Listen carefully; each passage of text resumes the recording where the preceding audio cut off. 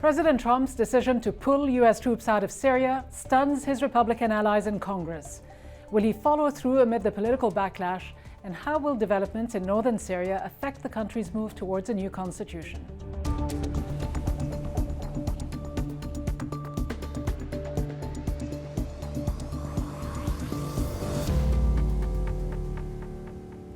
Hello and welcome to Bigger Than Five with me, Ghida Fakhry. In a major policy shift, U.S. President Donald Trump ordered all American troops out of northeastern Syria, arguing that it was time to get out of what he called these ridiculous, endless wars and that countries in the region should figure the situation out. After several leading U.S. Republican lawmakers, including some of his staunchest allies on Capitol Hill, rebuked the president in a rare show of defiance for what they called his reckless decision on Syria, Trump issued a warning to Turkey, threatening to obliterate its economy if it does anything he considers off-limits. Senator Lindsey Graham, one of Trump's most vocal supporters on the Hill, called his decision a disaster in the making, and Senate Majority Leader Mitch McConnell urged the president to reverse it. And while the U.S. Congress continues to weigh its options, the United Nations pushes forward efforts towards the drafting of a new constitution for the country. The recently announced Syrian Constitutional Committee, which is expected to hold its first meeting in Geneva later this month, has been described as a political breakthrough by the UN, which says the Syrian crisis has left more than 13 million people in need of humanitarian assistance. 5.3 million of them are children, 6.6 million are internally displaced, and 5.6 million are registered refugees. At least 400,000 people have lost their lives, and the damages across the country are estimated at $388 billion. In just a moment, we'll be speaking with Robert Ford, the last U.S. ambassador to Syria. But first, we travel to Idlib, in the northwestern part of the country, the only major territory held by rebel fighters, to hear what people there think of the ongoing conflict.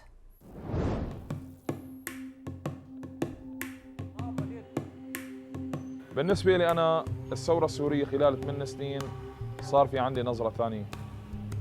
خلتني أعرف قديش أنا كنت مظلوم وقديش النظام كان ظالم، قديش كان جائر علينا بالحكم.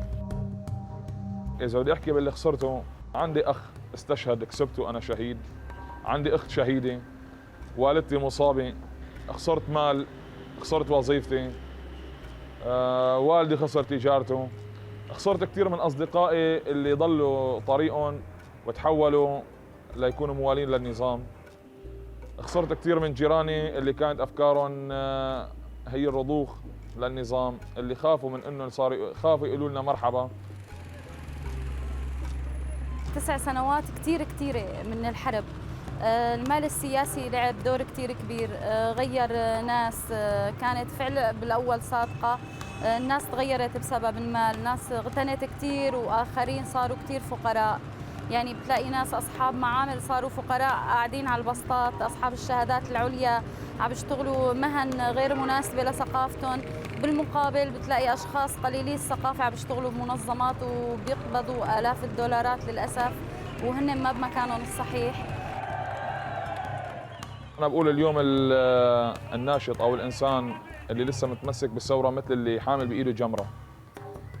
فإذا بقي حاملها عم تحرق إيده، وإذا رماها فممكن تحرق غيره، تحرق بيته، تحرق أهله، تحرق عياله. فالوضع الحالي للثورة هو وضع نحن على منعطف خطير. الشعب السوري نسبة القرار له بتحديد مصيره لا تعادل 1%، سواء كنا من طرف الثورة أو من طرف النظام. حتى النظام لا يمتلك قراره، مثل ما نحن اليوم بالثورة لا نمتلك كامل قرارنا بكامل إرادتنا. هلا بالنسبة للعالم بأسره، ما حد اشتغل على إنه يساعد الشعب السوري.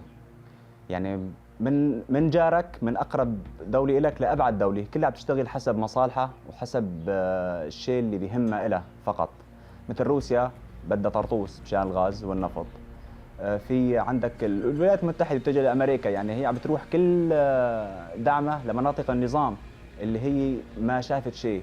عم يشوفونا عم نموت، عم يشوفونا عم نتهجر، عم يشوفونا عم نموت تحت الأنقاض، ملايين الأطفال بالمخيمات، هاي كلها بلا تعليم، هاي برقبة مين؟ كله عم يشتغل لمصلحته.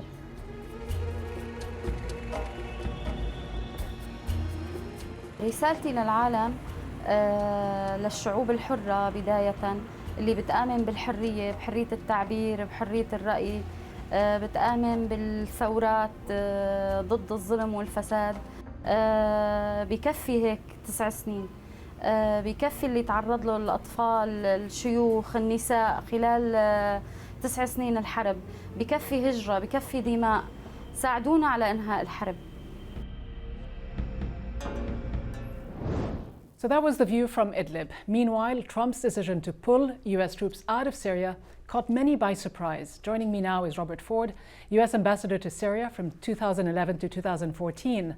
Ambassador Ford is currently Senior Fellow at the Middle East Institute and a Professor at Yale University. Ambassador Ford, there's been a sense of letdown, as you just heard, among many Syrians that has lasted throughout the Obama years, and you were instrumental in shaping Syria policy then. Now, Trump's decision to pull out of Syria has compounded that feeling of letdown. Was it the right one, and will it stand? Well, it's entirely understandable that the people in Idlib and elsewhere in Syria feel let down. 9 years of war is a long time for anybody, and the Syrians have suffered hugely, hugely.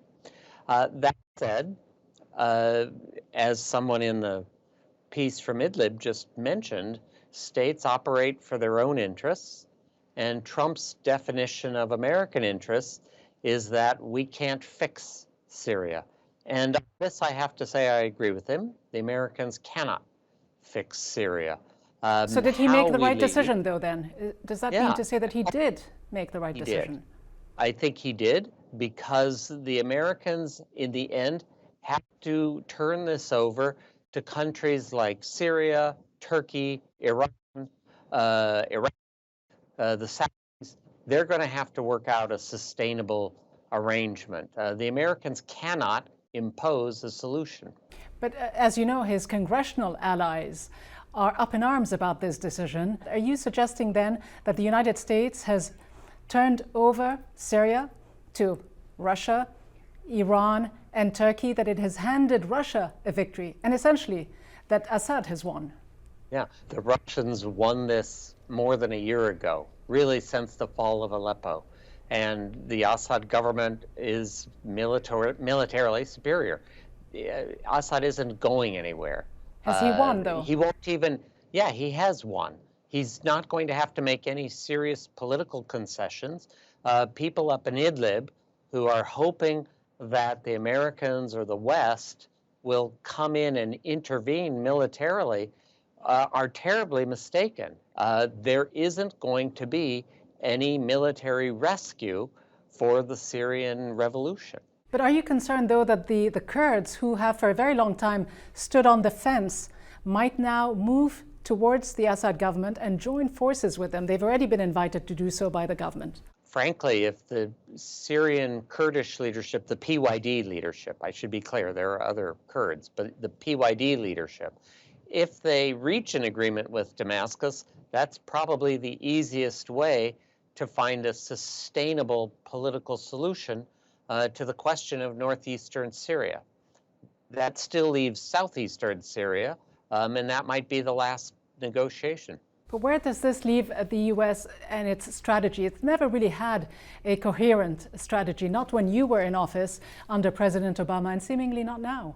There's often a huge mismatch between American rhetoric and the amount of resources the Americans are willing to expend in Syria. And so the American strategy completely failed, and the Americans will leave the Syrian war as one of the losers. But do you see President Trump sticking to his decision? Obviously, there's been a huge political backlash here in Washington that presumably he did not see coming.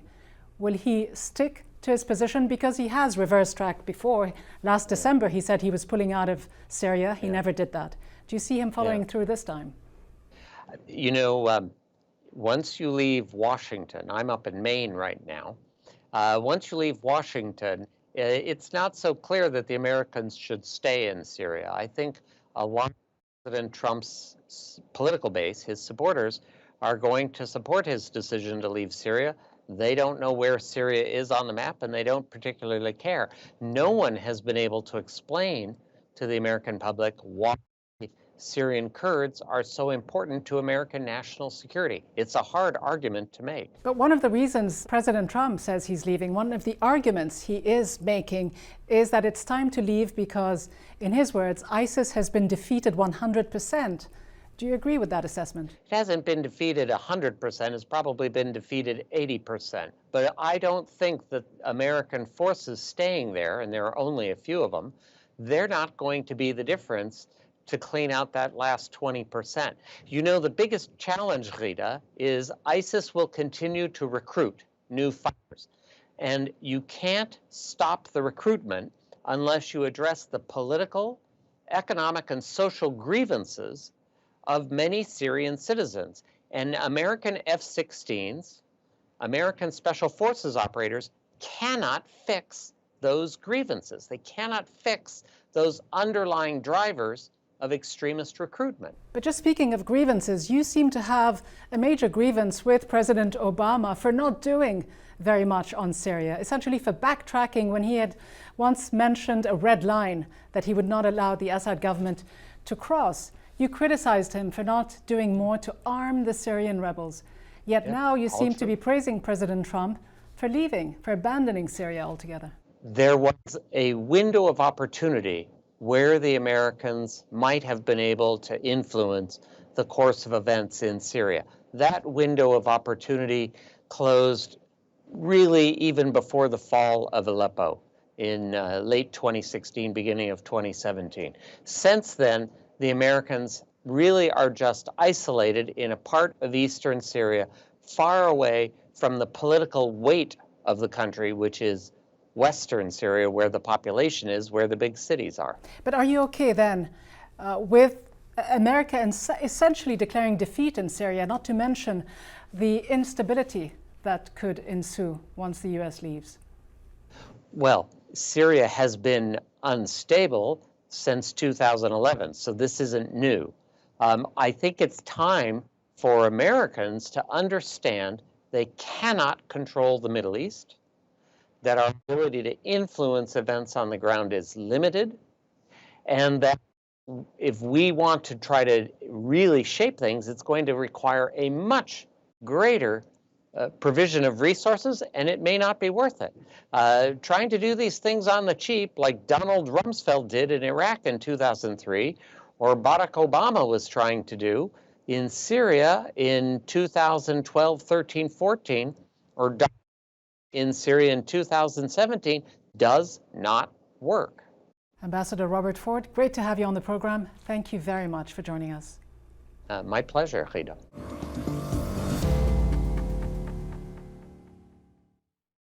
So then, how will all these developments here in Washington and on the ground in Syria affect the work of the recently announced Syrian Constitutional Committee, which the UN described as a Syrian-owned and Syrian-led group, which is tasked with writing a new constitution for the war-torn country? The Constitutional Committee will be composed of 150 members. 50 of them will be representatives from the Syrian government. 50 are opposition members, and another 50 are from civil society organizations. The group, which is expected to meet at the end of October, has been hailed as a political achievement by the UN Secretary General. So if a new constitution is to be written, what should be in it? We ask Yahya Al-Aridi, a spokesman for the Syrian Negotiations Commission and member of the opposition. Well, in general, a constitution is not respected in Syria by this oppressive and brutal regime. However, this constitution, a new constitution to be written, would include articles and issues that would not permit the repetition of what happened before. There are certain powers in the hands of the president which are close to those of God's powers. There needs to be a separation of powers between the legislative one, the administrative one, the presidency, the prime ministry. All these things need to be included in the constitution. In addition to taking care of the different constituents and components of the Syrian society, and making the law above every citizen.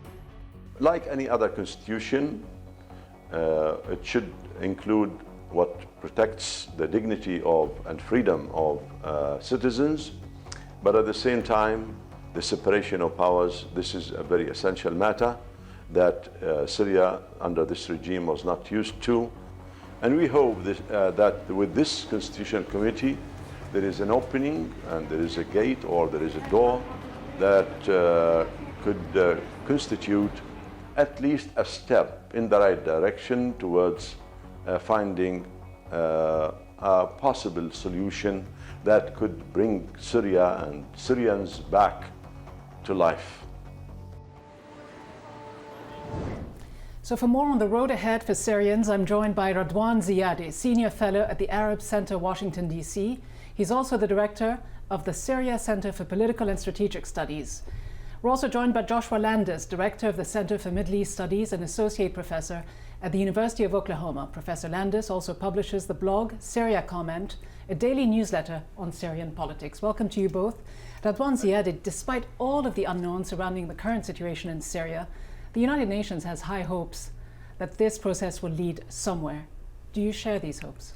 Of course, this is the problem that the United States now actually, the United Nations, it's in a world of the fantasy, because it's the Syrian crisis has never been as constitutional crisis. We have to remember that the current constitution is adopted in 2012, where actually after that 500,000 killed by the Assad government, and the new constitution never prevented that. And the Syrian government never actually indicted any policeman or any security man of all war crimes against humanity or war crimes happening in Syria.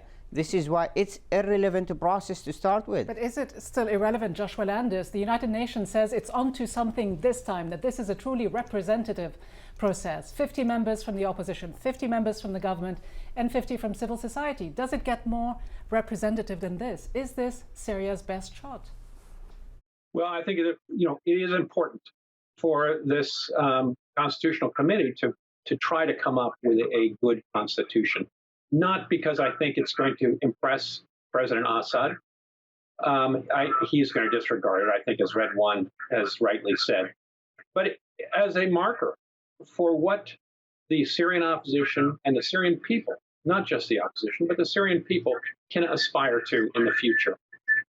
We've seen this civil war has collapsed, and Assad has re-established his authority in Syria.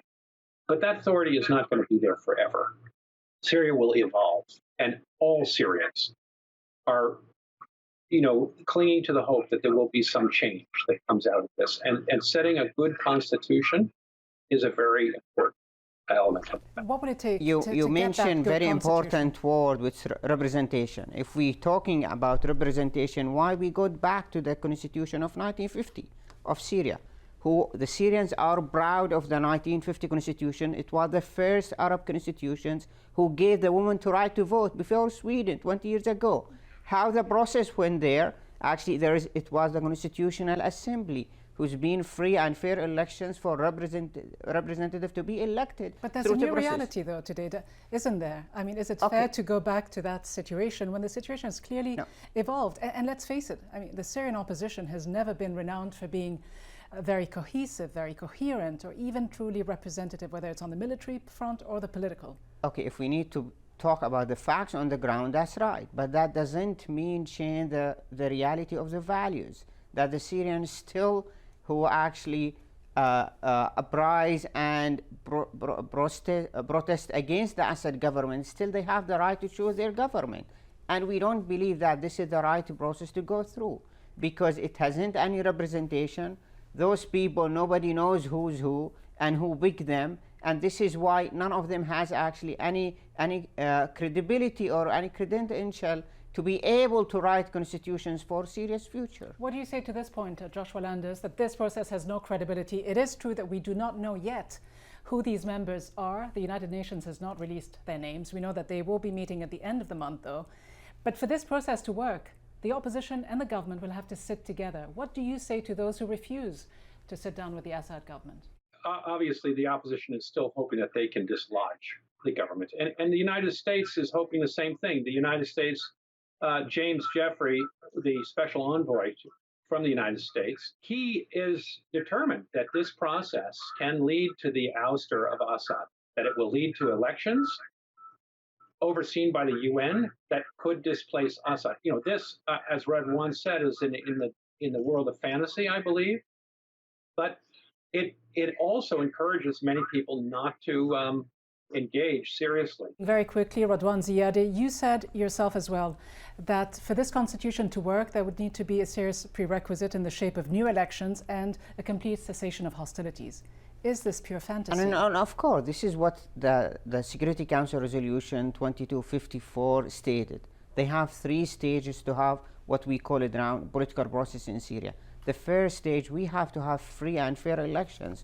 Even the 7 million refugees who was actually ousted by the Assad government has to vote in their at least registered cities and communities. Joshua Landers, given everything that's going on, the political developments here in Washington, D.C., how do you see them affecting this whole process? Will they derail it? No, I don't think they're going to help in any way, shape, or form.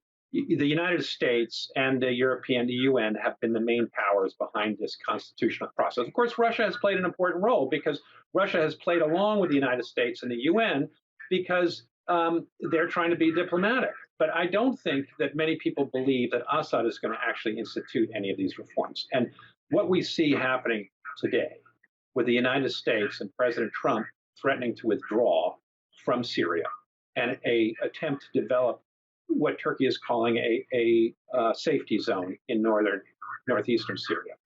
All of these developments are going to empower Assad to a certain extent, and Turkey, but at the expense of local Syrian people. And that does not bode well. I think Joshua mentioned very important point, that the lack of engagement of the U.S. government in the Syrian conflict led to what's the situation right now, which became full leverage of Russia, control the whole scene of the Syrian crisis.